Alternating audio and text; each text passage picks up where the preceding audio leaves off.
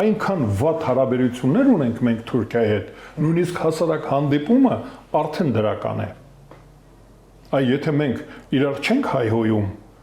եւ չենք քաշքշում անզգուշորեն կամ զգուշորեն, երբ որ իրար վրա չենք կրակում, դա արդեն դրական է։ Իմիջիայինորեն Ժենևյանին էլ ես շվեյցարականին էլ էի այդպես ասում։ Եթե բանակցություններ են գնում, երկխոսություն է գնում Թուրքիայի հետ, հարկավոր է ծրագիր ունենալ երկխոսության։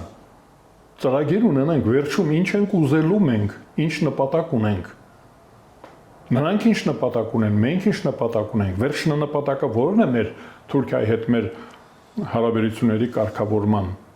Փոխհատուցում պահանջելու ենք, թե չէ, ես որպես Արևմտահայաստանի Արաքսից այն կողմ արմատներ ունեցող մարդ, ես ասում եմ, ինձ հայրենա զրկել են։ Չէ, հիմա դա ասում է, իսկ վերջնանպատակը Արաքսից այն կողմ Թուրքիան է։ Ասել է, ես լսել եմ, ես ուշադիր լսել եմ։ Իսկ ես ասում եմ, իսկ վաղը ինչ ենք ասելու։ Իսկ եթե Փաշինյանի ասածը ես ներկայացնում։ Իսկ եթե ասեմ վաղը իմ հայրերի, իմ պապերի ունեցվածքը, բա որ ես հարցնեմ, այսինքն այդ գողությունը